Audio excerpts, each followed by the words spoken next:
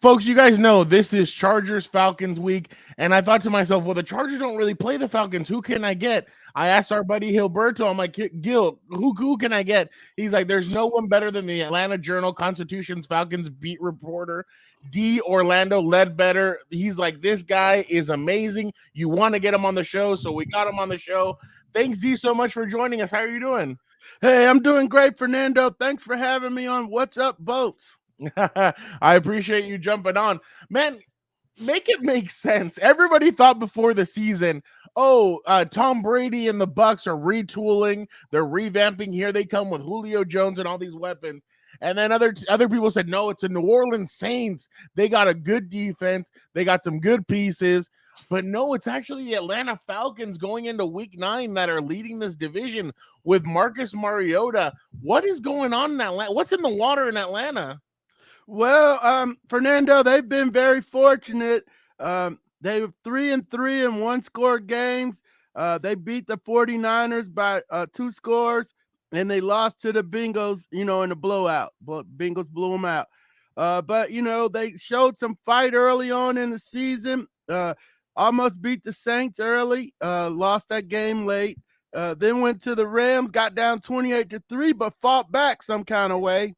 And then went to Seattle, stayed out west, and the team kind of grew together, and they were able to beat what's looking like a better Seattle team than we had anticipated. And they came back the next week and beat the Browns, who we saw, take it to Cincinnati last night. So those 2 wins built a lot of confidence up in what they were doing as a team, revamping the whole offense, revamping the whole defense, 9 of 11 new starters on the defensive side of the ball, putting together a college-styled offense for Marcus Mariota, and it's working for them thus far. They've been living good too. That they're one DJ Moore helmet pull away from losing that game on Sunday. So they're living good too, and it's working out well for them. Can you talk, D, about Arthur Smith and kind of what he's brought to this organization? Because like you said, it's supposed to be a rebuild, but they're winning games. They're, like you said, they're 4-4. They're winning games. Obviously, the offense looks different, but just can you talk about what he's brought as a head coach to this organization? Yeah, he's brought a certain toughness to the team that they had early on here with Dan Quinn. It's Mike Vrabel is one of the guys he learned under in Tennessee. So he's brought that same style of ball here and how they want to run the ball first. They don't have Derrick Henry though to do it with, but they've been managing pretty well with the guys they have. And they're playing together. They're not trying to beat themselves and playing to the skill set of their players.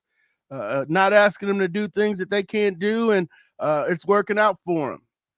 When you look at Marcus Mariota, obviously he's a different kind of ball player. He uses his legs, he uses his arm, whatever he needs to do to win games, he tries to do. Just what have you seen from him, and how do you feel like he's grown, or how do you feel like he's taken command of this offense so far in Atlanta? Yeah, he's much mature now. I knew a lot of people that were with him in Tennessee, and where, a lot of pressure was on him as a number 2 pick, Heisman Trophy winner.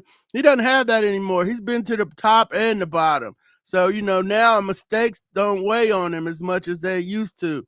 He's like, hey, he's got to move on to the next play. So, he's got some interceptions, some fumbles, and so forth, but he keeps playing. He plays through those things. And the guys tend to believe in him. He's getting them in and out of good calls with the RPOs, whether to run it, whether to throw it. And he's pulling the ball down and getting out of harm's way and getting out of the pocket when it's collapsing. So the guys have rallied around him. The mistakes don't weigh on him. He still makes the mistakes. He bobbling the ball, mishandling the ball a little bit here and there, bad throw here and there. But he plays through it now, and that's where the growth is in his game. I love physical monsters. Like I'm into sci-fi. I'm into all that. To me, Kyle Pitts fits exactly what that means. He's just big, athletic, fast. Just can you talk about him and kind of what you guys have seen from him in his first 2 years in the NFL? Yeah, last year was a good year. He had over 1,000 yards. Matt Ryan knew how to get the tight end the ball, and they didn't get him a lot of touchdowns, but he got 1,000 yards receiving. So that was a good first start for him. He came close to some of Mike Ditka's decade-old tight end rookie records, but he had an extra game to do it, but he didn't get quite there.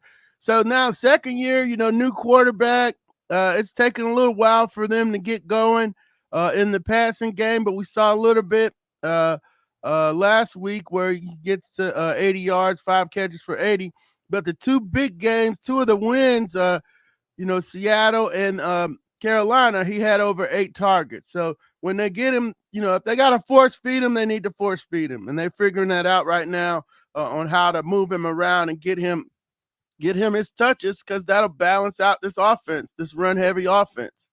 Well, if anybody can do it, it's Arthur Smith. And can you talk a little bit more about Drake London? He's a guy obviously from out here from Los Angeles. He went to USC. He was a big time recruit. Everybody knew he was going to be a first round draft pick. Just can you talk about what if has he impressed you guys? Kind of what has Atlanta thought of the Drake London pick so far? Yeah, they think highly of it. Early on teams were shifting towards Kyle Pitts, and Drake London was free to do damage, and he did it in the first 3 games. I think 13 catches on 19 targets, maybe a 100-yard game in there also. So we've seen that he can do it. Now he's got attention. So people are putting 2 people on him, and he's not as free as he was early on in the season. So between Kyle Pitts and Drake, one of those guys is going to get one-on-one, and whichever one does, they can do damage. So getting Cordarrelle Patterson back will help both of those guys out too. So he's getting a lot of attention lately. Hasn't been able to put up the numbers, hasn't been getting the targets, but we saw what he can do early on, and that's the challenge of the Falcons offense. As they grow and try to improve this season, their room for growth is in the passing game, and they got the weapons to do it. Yeah, no, definitely. And I mean, one guy that really stood out. I mean, I just saw. I was looking through the stats and everything. Amadeus Zaccheaus, sorry about that. Former UVA, Virginia undrafted kid. Marcus has leaned on him sometimes in the passing game, and we've seen over the last 2 games where they worked in Damiere Byrd, throwing him the ball deep down the field. He caught a 75-yard against the Bengals, had a 47-yard touchdown against the Panthers. But both of his interceptions were going on deep balls to Damiere Byrd, because people crowding the box on him while they know they're going to run the ball. They got to pick their chances to hit some shots down the field. And Damiere Byrd and Olamide Zaccheaus are the 2 little speedy guys that can do it for him. So obviously, you said that Cordarrelle Patterson. You think Cordarrelle Patterson plays on Sunday? Yes, I do. They're going to do they'll activate him today, or the 21-day thing today or tomorrow. And he's in such good shape that I don't think he's going to need a long ramp-up period. And they'll wait till Saturday to try to keep the Chargers guessing and so forth. But, yeah, I fully expect him to play. And sorry. I fully expect him to play. He might be on a pitch count, but I fully expect him to play. So obviously, obviously I've been covering this team and everything, and the way that they've given up big runs this year. They've given up 70-yard runs, 50-yard, like in every game. It seems like they give one grand slam run away to the running back. Do you feel like that maybe that's how the Falcons offense will attack the Chargers defense, maybe by running the football, running it with Marcus, running it with Cordarrelle, kind of trying to keep that going, just because they know that the Chargers aren't that especially very good against the run? Oh, yeah, they're going to challenge them up front, and they have to, because they want to keep that defense off the field and expose it. as little as possible to an accurate quarterback and Justin Herbert. That's going to be key, running the ball. And, they don't, their philosophy is we're going to keep running it. And by third or fourth quarter, they're going to get tired. And then that's when we break the big run. That happened for Caleb Huntley against the Panthers on his 11th run in the early part of fourth quarter. He breaks free for 30 yards. And that sets him up to take the field goal, the first lead of the fourth quarter. And we know it kept going back and forth. But certainly that's the way they want to play. It's no secret about it that they're going to load it up and run at you. And it's been pretty effective for them thus far. Do you talk about the defense? I mean, you say they want to keep them off the field. Casey Hayward on IR. The Chargers know him very well. I believe AJ Terrell is also hurt right now. Just what can you say about the defense? Like what have you seen from them, or have they gotten any better? Have they regressed a little bit since those injuries? Kind of, what's your analysis on that? Yeah, they give up way too many yards for my liking. Their last in pass defense, 309, I believe it is. And, they are 30th in total yards. So they give up a bunch of yards, but they try to make it's a bend but not break defense. They try to get stout inside the 20, and they try to get the ball off of you. They got 11 turnovers. They've taken a couple of them back for touchdowns. Picked off a screen against the Panthers, nice. Turned that into a touchdown by Lorenzo Carter. They also blocked a punt against the Rams. So it's a classic bend but not break crew. They try to keep the ball in front of them, don't give up the big home run plays. But they did against Cincinnati. Cincinnati will do that to a lot of people, but not the Browns last night, but they will do it to a lot of people.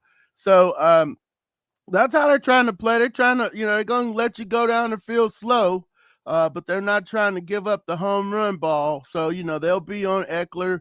They'll know where he is.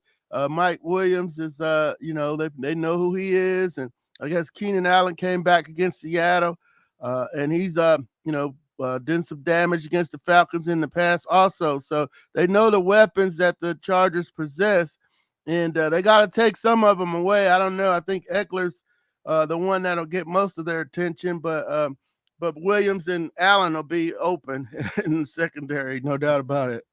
Last one or two more, and Grady Jarrett. Just what has he meant to the defensive line? I mean, he's a wreck, a bowling, or what's it called? He's a steamroller. I every time I see him, he's always in the backfield creating havoc. Just what has he kind of meant to this defense?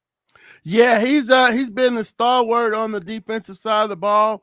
I think he still leads them in sacks. I haven't gone over my numbers on defense today, but he's a quick, stout guy that they've been moving around to get him some matchups and so forth. So he's been the leader of that defense. They were able to re-sign him, and they wanted to build around him moving forward, and he's off to a great start here this season. D, I got one last one. Who you got on Sunday? Yeah, kind of early in the week for me here, but I think the Chargers passing attack is going to be a whole lot for the Falcons. They'll see exactly. I don't think AJ Terrell makes it back. So you got Cordarrelle Armstrong and Darren Hall out there.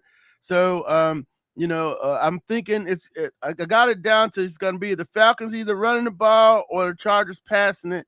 And I think with a week off from the bye, that the Chargers will be fresh enough to come in here and get the W. Well, D, I appreciate you so much for jumping on first with Gilbert on House of Horns, and then jumping on with me on What's Up Bolts. You guys can find D and all his great work on Twitter at D Orlando AJC. Great work, obviously spot on, and he will be there on Sunday to watch the Falcons and the Chargers face off. D, thank you so much for joining me. Sure, no problem, Fernando. Thanks for having me. You take care and have a great rest of your week. You too. Thank you.